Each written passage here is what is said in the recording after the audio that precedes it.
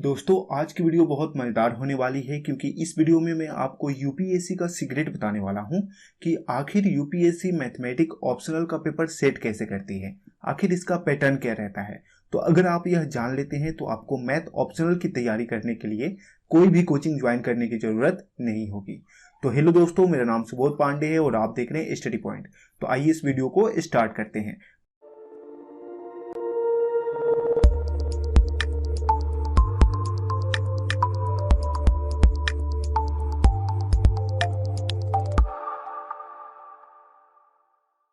पहले बात करते हैं पेपर 1 के ऊपर।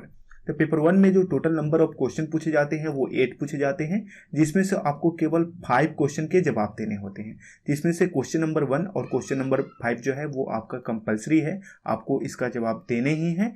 अगर हम बात करें सेक्शन 1 की तो इसमें आपको पढ़ना है linear algebra, calculus, analytical geometry.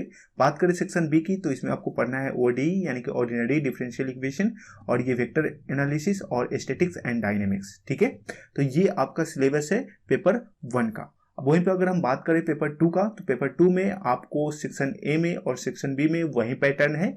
यहाँ पे आपको modern algebra, real analysis, complex analysis और एलपीपी। यहाँ पे आपको partial differential equation, numerical analysis and computer analysis और यहाँ पे मैकेनिक्स एंड फ्लूइड डायनेमिक्स। तो ये आपका सिलेबस है जो कि पेपर 1 और पेपर 2 के लिए। यहाँ भी सेम कंडीशन है, यहाँ भी आपको 5 क्वेश्चन के जवाब देने हैं, जिसमें से पहला और 5वां क्वेश्चन जो है वो आपका कंपलसरी है। अब इसके पैटर्न को समझिए, क्योंकि पैटर्न समझना बहुत ही जरूरी है। अगर आप पैटर्न को समझ लेते हैं ना तो आप आसानी से बहुत ही अच्छा स्कोर कर पाएंगे।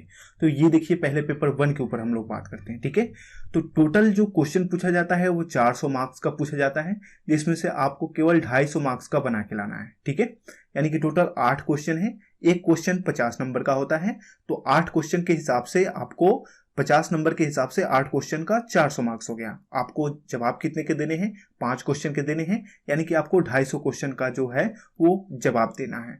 अब यहाँ पे क्वेश्चन का पैटर्न कुछ इस तरीके से है, जैसा कि आपने जाना कि सेक्शन 1 में लिनियर अलजेब्रा, कैलकुलस और एनालिटिकल ज्योमेट्री से क्वेश्चन आता है। तो जैसा कि मैंने इसमें बताया कि क्यों ये जो हमारा ये 1 वाला क्वेश्चन है ये हमारा कंपलसरी है, तो इसका रीजन ये है कि जो हमारा 1 क्वेश्चन है ना, इसमें लगभग linear algebra, calculus, analytical geometry तीनों से ही क्वेश्चन रहते हैं। यानी कि ये जो 1 क्वेश्चन है ये हमारा कंपलसरी इसलिए है कि इसमें सारे टॉपिक शामिल है। कोई एक ऐसा टॉपिक नहीं है जो इसमें 1 नंबर क्वेश्चन में नहीं आएगा। ठीक है, तो यूपीएससी ये निश्चय करती है कि आपको कोई भी सब्जेक्ट जो है वो छोड़ के नहीं चलना है, कोई भी टॉपिक को इग्नोर नहीं करना है। तो वो चाहती है कि आप सारी चीज़ों को पढ़ें, इसलिए उसने पैटर्न को जो है वो इस तरीके से बनाया है कि आप इसको छोड़ नहीं सकते।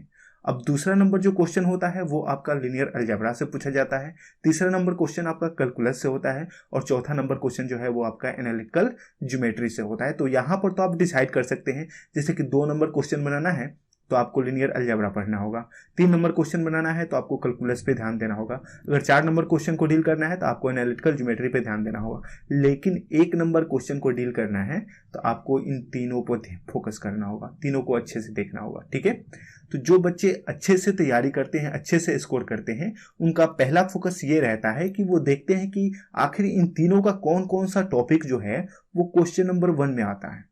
ठीक है, तो सबसे पहले वो टॉपिक की पहचान कर लेते हैं कि हाँ ये टॉपिक जो है वो क्वेश्चन नंबर 1 में आता है, और बाकी के इसी के जो टॉपिक है वो सेपरेट तरीके से 2, 3 और 4 नंबर क्वेश्चन में आता है। तो ऐसा टॉपिक जो कि 1 नंबर क्वेश्चन में आता है उस पे जो स्टूडेंट है वो फोकस करते हैं और उसको प्रिपेयर कर लेते हैं, और इसमें उनका टारगेट होता है 2 क्वेश्चन या 3 क्वेश्चन का। ठीक है, तो अगर 2 क्वेश्चन का टारगेट करते हैं तो वो इसमें से टारगेट कर लेते हैं कि लिनियर अलजेब्रा करना है, कैलकुलस करना है या एनालिटिकल ज्योमेट्री करना है। तो ये आपका सेपरेट टारगेट होना चाहिए। उसी तरीके से अगर हम सेक्शन बी की बात करें तो सेक्शन बी में ये 5वां नंबर क्वेश्चन आपका कंपलसरी है। कंपलसरी इसलिए है कि पैटर्न ऐसा है कि ये आपका तीनों जो आपका टॉपिक है ना, ये सारे टॉपिक से क्वेश्चन होंगे क्वेश्चन नंबर 5 में। तो इसलिए आप क्वेश्चन नंबर 5 को छोड़ नहीं सकते, अगर छोड़ेंगे तो आप मार्क्स जो है वो खो देंगे। तो अब यहाँ पे देखिए हम क्या करेंगे कि ओडीई, वेक्टर एनालिसिस और स्टैटिक्स और डायनेमिक्स का जो इम्पोर्टेंट टॉपिक है जो कि हमारे 5 नंबर क्वेश्चन में आते हैं, और ये कैसे पता चलेगा कि 5 नंबर क्वेश्चन में कौन से इंपॉर्टेंट टॉपिक आते हैं, तो ये आपको क्या करना होगा, सिलेबस देखना होगा डिटेल में, और उसके साथ साथ प्रीवियस ईयर्स का जो पेपर है आपका, तो 4-5 साल का उठा लीजिए प्रीवियस ईयर्स का पेपर, और पहला क्वेश्चन देखिए कि हाँ ये सेक्शन बी है, सेक्शन बी का जो 5 नंबर क्वेश्चन है उसमें किस किस टॉपिक से पूछा गया है, क्योंकि इनमें तीनों ही शामिल होगा। ठीक है, तो आखिर कौन कौन सा टॉपिक है जो पूछा गया है, अगर आप 5 सालों का पेपर देखते हैं तो आपको बिल्कुल आइडिया लग जाएगा कि हाँ कौन कौन सा टॉपिक जो है वो यहाँ पे पूछा जा रहा है। अब देखिए ओडी, वेक्टर एनालिसिस और स्टैटिक्स एंड डायनेमिक्स में आपको क्या है कि ये वाला जो पार्ट है स्टैटिक्स एंड डायनेमिक्स, ये टफ पार्ट है। ठीक है, तो आप क्या करेंगे, आपके पास 3 क्वेश्चन छोड़ने की अनुमति है कि 8 में से आपको 5 ही सॉल्व करना है, 3 क्वेश्चन को छोड़ देना है। तो अगर जो बच्चे ज़्यादा स्मार्ट होंगे वो क्या करेंगे कि ये स्टैटिक्स एंड डायनेमिक्स को छोड़ देंगे, यानी कि 8 नंबर क्वेश्चन को कैंसिल कर देंगे। ठीक है, इसको प्रिपेयर ही नहीं करेंगे, इसका वही टॉपिक प्रिपेयर करेंगे जो 5 नंबर क्वेश्चन में आएगा। ठीक है, अब बच गया यहाँ पे 7 और 6, तो ओडी आसान है, वेक्टर एनालिसिस ये भी आसान है। तो यहाँ से इस तरीके से जो टफ चीजें हैं ना उसको उतना ही पढ़ेंगे जितना से उनका जो है वो आउटपुट निकल सके, क्योंकि इनपुट उतना ही देना है जितना से हमारा बेहतर आउटपुट मिल सके। ठीक है, अब यहाँ पे बात करें पेपर 2 के ऊपर, पेपर 2 का भी पैटर्न उसी तरीके से है। ठीक है, यहाँ पर भी 1 नंबर क्वेश्चन कंपलसरी है, तो इसमें आएगा modern algebra, real analysis, complex analysis और एलपीपी। ये चारों टॉपिक से जो है वो 1 नंबर क्वेश्चन में जो है वो क्वेश्चन रहेगा। तो इसका जो भी इंपॉर्टेंट टॉपिक है जो 1 नंबर क्वेश्चन में आता है उसको हमको करना ही होगा, उसको हम नहीं छोड़ सकते हैं। ठीक है, अब बाकी के 2 क्वेश्चन या 3 क्वेश्चन, आपको जितना भी क्वेश्चन सॉल्व करने हैं तो उसमें आप देख लें कि आपको इनमें से कौन सा जो टॉपिक है वो आसान लग रहा है और कौन से टॉपिक को आप जो है वो सॉल्व कर सकते हैं। ठीक है, तो अगर हम 2 नंबर क्वेश्चन की बात करें तो ये मॉडर्न अलजेब्रा और रियल एनालिसिस का मिक्सचर होता है, यानी कि दोनों ही टॉपिक से 2 नंबर क्वेश्चन में जो है वो आपका क्वेश्चन होता है, और 3 नंबर क्वेश्चन जो होता है वो आपका कॉम्प्लेक्स एनालिसिस से होता है, और 4 नंबर जो क्वेश्चन है वो आपका रियल एनालिसिस से होता है। ठीक है, तो ये पैटर्न है पेपर 2 के लिए, सेक्शन ए के लिए। ठीक है, तो इसमें जो भी आपको टफ लग रहा है ना उसको आप स्किप कर सकते हैं अगर वो सेपरेट है। तो जैसे कि हम देखें कॉम्प्लेक्स एनालिसिस का यहाँ पे 3 नंबर क्वेश्चन, तो ये अगर आपको टफ लगता है तो आप इसको जो है वो स्किप कर सकते हैं। अब यहाँ पे देखिए क्वेश्चन नंबर 5, क्वेश्चन नंबर 5 जो है ये भी कंपलसरी है, इसमें आपको पार्शियल डिफरेंशियल इक्वेशन से क्वेश्चन आएगा, न्यूमेरिकल एनालिसिस और कंप्यूटर एनालिसिस आएगा, मैकेनिक्स एंड फ्लूइड डायनेमिक्स, सारे टॉपिक से जो है वो क्वेश्चन नंबर 5 में होंगे। तो इन सारे टॉपिक्स का, इन सारे चैप्टर का जो मेन टॉपिक्स है जो 5 नंबर क्वेश्चन में आने वाले हैं उसको हम अच्छे से प्रिपेयर करेंगे। ठीक है, और यहाँ पे 6 नंबर क्वेश्चन को हम आसानी से कर सकते हैं क्योंकि पीडीई है, ये बहुत ही आसान होता है। और यहाँ पे 7 नंबर और 8 नंबर, अगर यहाँ पे हम 3 क्वेश्चन को सॉल्व कर पा रहे हैं तो यहाँ से ये जो 5 नंबर क्वेश्चन है और 6 नंबर क्वेश्चन में हमारा काम बन जाएगा। अगर हम यहाँ से केवल 2 या 3 ही क्वेश्चन सॉल्व कर पा रहे हैं, या मान लीजिए 2 क्वेश्चन ही सॉल्व किए तो 3 क्वेश्चन यहाँ से सॉल्व करना होगा, तो फिर यहाँ पे ये वाला जो टॉपिक है ना ये समझ के बाहर है, यानी कि बिना टीचर के आप नहीं कर पाओगे। मैं बताऊंगा कि कैसे किसको कैसे तैयारी करना है, बट यहाँ पे ये वाला जो टॉपिक है वो काफ़ी टफ है, तो 8 नंबर को तो इग्नोर ही करके चलो कि इसको छोड़ देना है। ठीक है, और यहाँ पे जो न्यूमेरिकल एनालिसिस है और कंप्यूटर एनालिसिस है तो ये थोड़े बहुत अगर इस पे ध्यान दिया जाए तो ये आराम से किया जा सकता है। ठीक है, तो यहाँ पे क्या करना है कि यहाँ पे 2 क्वेश्चन को सॉल्व कर लेना है। तो ये तो रहा पैटर्न। अब हम बात करते हैं कि इसको प्रिपेयर कैसे करना है। ठीक है, तो मैंने जो टॉपिक है उसको अलग अलग सेपरेट करके रखा है। तो यहाँ पे आप देखेंगे कि vector analysis, LPP, complex analysis, numerical analysis and computer analysis, ये 4 ऐसे टॉपिक है ना जिसको 10th से 12th तक की गणित जो लोग भी पढ़े हुए हैं, ऐसे स्टूडेंट जो 10th, 11th, 12th में मैथमेटिक्स पढ़े हैं वो आसानी से इन टॉपिक्स को पढ़ सकते हैं खुद से।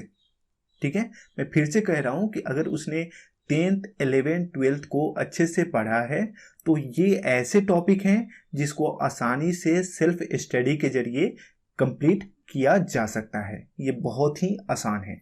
अब उसके बाद अगर हम बात करें तो कुछ टॉपिक जो है वो जैसे कि ओडीई, ठीक है, पीडीई, एनालिटिकल ज्योमेट्री, इन टॉपिक को करने के लिए स्टूडेंट अगर बीटेक किया हुआ है या बीएससी किया हुआ है, ठीक है, बीटेक या बीएससी ये दोनों में से कोई भी किया है तो आसानी से पहले के जो टॉपिक था वो और बाकी के ओडीई, पीडीई और एनालिटिकल ज्योमेट्री को वो आसानी से कर सकता है, क्योंकि ये जो हमारा तीनों टॉपिक है ना, ये पूरा का पूरा फॉर्मूला बेस है। यानी कि इसमें हमको फॉर्मूला पता होना चाहिए और उसका प्रोसेस पता होना चाहिए, तो हम आसानी से इसको सॉल्व कर सकते हैं। ठीक है, अब उसके बाद बात करें तो कुछ ऐसे टॉपिक हैं, ठीक है, जो कि बीटेक और बीएससी वाले ही सॉल्व कर सकते हैं। तो उनके लिए क्या होगा कि सॉल्व करने के लिए भी उन्हें एक टीचर की ज़रूरत होगी, एक मेंटर की ज़रूरत होगी, जो उनके टर्म को, उनके वर्ड को, उनके डिफिनीशन को एक्सप्लेन कर सके, आपको बता सके, आपको समझा सके। तो उसमें जो आपका टॉपिक है वो है modern algebra, real analysis, statics and dynamics, mechanics and fluid dynamics. तो ये ऐसे टॉपिक है ना जिसको समझने के लिए आपको एक बहुत ही अच्छे टीचर की ज़रूरत होगी, ताकि इन टॉपिक्स को, इनके चैप्टर्स को वो आसानी से आपको समझा सके। ठीक है, तो ये वो स्टूडेंट हैं जो बीटेक या बीएससी कर चुके हैं। तो ऐसे स्टूडेंट जो बीटेक या बीएससी नहीं किए हैं, उनके लिए ये चीज़ें समझना थोड़े से मुश्किल हो सकता है, या उनको काफ़ी मेहनत करना पड़ेगा इन चीज़ों को समझने के लिए। ठीक है, अब हम लोग बात करते हैं, ठीक है, आपको क्या क्या करना है, यानी कि हमारी स्ट्रेटजी क्या होनी चाहिए अगर मैं मैथमेटिक ऑप्शनल की प्रिपरेशन कर रहा हूँ तो। ठीक है, सबसे पहले आपको क्या करना चाहिए कि आपके पास जितने भी स्टैंडर्ड बुक हैं मैथमेटिक्स के, ठीक है, आपने जो अपने ग्रेजुएशन लेवल में पढ़ा है या आपने बाद में जो स्टैंडर्ड बुक है वो खरीद के रखा है, ठीक है, तो उसका जितना भी एक्सरसाइज को आप छोड़ दीजिए स्टैंडर्ड बुक का, सिर्फ उसका एग्जाम्पल्स, जितना भी एग्जाम्पल दिया हुआ है सारे एग्जाम्पल बना चाहिए। ठीक है ना, अगर आप स्टैंडर्ड बुक का सारे एग्जाम्पल बना जाते हैं तो आपका जो भी सिलेबस है ना, उसका 80 से 85% जो है वो आपका डायरेक्टली स्टैंडर्ड बुक के जो एग्जाम्पल्स हैं वहाँ से आते हैं। ठीक है, तो ये बहुत बड़ी बात है कि आपके पास जो स्टैंडर्ड बुक्स हैं, मैंने एक वीडियो में स्टैंडर्ड बुक्स सजेस्ट किए हैं, तो उन बुक्स के एग्जाम्पल से डायरेक्ट क्वेश्चन जो है वो यूपीएससी के पेपर्स में आते हैं। तो ये बहुत बड़ी सफलता है या बहुत बड़ी बात है। तो उनको अगर आप प्रिपेयर कर लेते हैं तो 80 से 85% जो आपका सिलेबस है वो कवर हो जाता है। ठीक है, अब यहाँ पे आपको ध्यान देना है कि प्रीलिम्स एग्जाम से पहले आपका पूरा सिलेबस का 80% जो है वो कंप्लीट होना चाहिए। ठीक है, ऐसा नहीं है कि आप प्रीलिम्स के चक्कर में जो है वो मेंस के बाकी सब सब्जेक्ट और मैथमेटिक्स पे आपने ध्यान ही नहीं दिया। तो आपको ये निश्चय करना होगा कि प्रीलिम्स एग्जाम के पहले जो है वो आपका 80% सिलेबस जो है वो पूरा कंप्लीट है। ठीक है, और आपको क्या करना होगा, प्रीलिम्स एग्जाम के पहले आपको हर टॉपिक से क्या करना होगा, नोट्स बनाना होगा। और नोट्स कैसे, तो नोट्स बहुत ही वेल डिफाइंड लिखना होगा, और उसका फॉर्मूला सीट तो बिल्कुल बनाना नहीं भूलना होगा। लेकिन एग्जाम टाइम में फॉर्मूला सीट जो है वो काफ़ी आपकी हेल्प करता है, वहीं आपकी बहुत मदद करता है। तो फॉर्मूला सीट आपको बनाने हैं। ऐसे टॉपिक जो आपको याद नहीं रहते, एक फॉर्मूला जो है वो लिखिए, एक सीट पे लिखिए, उसे दीवार पे चिपका सकते हैं, जैसे तैसे आप उसको करके याद कर सकते हैं। तो ये इंपॉर्टेंट है कि आपको नोट्स बनाने हैं बहुत ही अच्छे से, और फॉर्मूला सीट भी बनाने हैं। ठीक है, अब उसके बाद क्या करना है, आपको प्रीलिम्स का एग्जाम देना है। उसके बाद जो है वो बाकी का जो 20% आपका सिलेबस बचा है, जैसे आपने पीटी के पहले यानी कि प्रीलिम्स के पहले 80% आपने सिलेबस कर लिया है मैथमेटिक्स ऑप्शनल का, और पीटी के पास जो 20% सिलेबस आपका बचा हुआ है आप उसे कवर करेंगे। और एक बार जब आपका 100% सिलेबस कवर हो जाएगा तब आपको एक टेस्ट ज्वाइन करना होगा। ये मोस्टली रिकमेंड है कि आप इस टेस्ट को ज्वाइन करें। आईएमएस टेस्ट है, टेस्ट सीरीज है, आप इसका अगर क्लास नहीं ज्वाइन करते हैं तो टेस्ट जरूर ज्वाइन करें। आप इनका जितना भी टेस्ट होता है उस ईयर के लिए आप इनका सारा टेस्ट दें। ठीक है, कॉस्ट ज़्यादा नहीं है, आप चाहें इनका टेस्ट दें। ठीक है, या ये आप टेस्ट पेपर खरीद सकते हैं और आप अपने घर पे अपने रूम पर भी है टेस्ट दे सकते हैं। ठीक है, और इसके आंसर जो हैं वो आप मैच करने की कोशिश करें। जब आप आंसर बहुत ही अच्छे तरीके से देते हैं तो आपको अच्छे मार्क्स आने की संभावना जो है वो बहुत ही अच्छे हो जाते हैं। ठीक है। अब यहाँ पे अगर हम बात करें कि जो आपको प्रॉब्लम सॉल्व करना है, ठीक है ना, वो स्टेप बाय स्टेप करना है। कई बार क्या होता है कि हम एक दो स्टेप जो है वो बहुत ही आसान होता है, दो माइंड में ही कैलकुलेट कर लेते हैं, तो उसको माइंड में कैलकुलेट नहीं करना है। देखिए क्या होता है कि आप तो माइंड में कैलकुलेट कर लेंगे, आपको पता है कि आपने कैसे कैलकुलेट किया, लेकिन सामने एग्जामिनेशन वाला जो एग्जामिनर है उसको कैसे पता, वो तो उस टाइम में माइंड में कैलकुलेट नहीं करेगा। तो आपको पूरा स्टेप लिखना है, स्टेप बाय स्टेप लिखना है। किसी भी स्टेप या फॉर्मूला को स्किप नहीं करना है, उसे नहीं छोड़ना है। हाँ, कोई फॉर्मूला है तो फॉर्मूला लिख के उसे आप अंडरलाइन या ब्रैकेट से घेर भी सकते हैं। जितना अट्रैक्टिव हो सके उतना आपको करना है, उसे बनाना है, ठीक है। और आखिर में आपको अपने जीएस पेपर, बाकी के जो 4 जीएस पेपर है, जीएस 1, 2, 3 और 4 और ऑप्शनल पेपर, इन दोनों में बैलेंस बना के चलना है। ऐसा नहीं कि आप मैथमेटिक्स पे ज़्यादा फोकस कर रहे हैं और जीएस पे कम फोकस करते हैं, तो फिर गड़बड़ हो जाएगी। तो आपको एक बैलेंस बना के चलना है, ठीक है। तो ये आपकी स्ट्रेटजी हुई। और मुझसे बहुत बार पूछा गया है एक सवाल, बहुत बार, काफ़ी बार। जब पिछले साल मैंने मैथमेटिक्स ऑप्शनल की सिलेबस की वीडियोज बनाई थी, तो पिछले साल से अभी तक मतलब सैकड़ों से बहुत ज़्यादा, 500 से ऊपर बार मुझसे पूछा गया होगा ये क्वेश्चन कि सर मैं हिंदी मीडियम का स्टूडेंट हूँ और मेरा ऑप्शनल सब्जेक्ट जो है वो मैथ्स है, तो क्या मैं जीएस पेपर हिंदी में और केवल जो मेरा मैथ ऑप्शनल सब्जेक्ट है उसे इंग्लिश में दे सकता हूँ? या बहुत सारे बच्चे ऐसा कहते हैं कि सर मैथ्स पेपर जो है वो हिंदी में देना संभव नहीं है, क्योंकि मैथ्स की जो स्टडी मटेरियल है वो हिंदी में नहीं मिल पाती है और हमें हिंदी में मैथ्स समझने में दिक्कत भी होती है। तो क्या बाकी के पेपर हिंदी में और मैथ्स के पेपर इंग्लिश में दे सकते हैं? तो मेरा जवाब है हाँ, आप बिल्कुल दे सकते हैं। पहले यूपीएससी के अंदर जो है वो इस तरीके का सिस्टम नहीं था, लेकिन 2017 में जो है वो इसमें रिक्वायर्ड हुआ। यानी कि 2017 से बच्चे जो हैं वो ऑप्शनल पेपर का, जो भी उनका ऑप्शनल पेपर है, उनका लैंग्वेज अपने हिसाब से रख सकते हैं, ठीक है। तो ये उनको छूट दी गई है, तो ये छूट यहाँ पर भी लागू होती है। तो जितने भी बच्चे हैं ऐसा जो बाकी के पेपर जीएस वगैरह जो है वो हिंदी में और मैथ जो है वो इंग्लिश में देना चाहते हैं, तो वो बिल्कुल ऐसा कर सकते हैं। और ये बाकी सब के ऑप्शनल जो सब्जेक्ट है उस पर भी लागू होता है। तो ये जानकारी कैसी लगी ये कमेंट करके जरूर बताइएगा। इस वीडियो को बनाने में बहुत मेहनत लगी है, तो प्लीज़ आप एक लाइक करके हमारा उत्साह बढ़ाइए और इसी तरह के और भी वीडियोस देखने के लिए हमारे चैनल को सब्सक्राइब कीजिए। यहाँ पे हमेशा आपके लिए यूपीएससी मैथमेटिक्स से रिलेटेड आपको वीडियोज मिलते रहेंगे। फिर मिलेंगे हम अगले वीडियो में, तब तक के लिए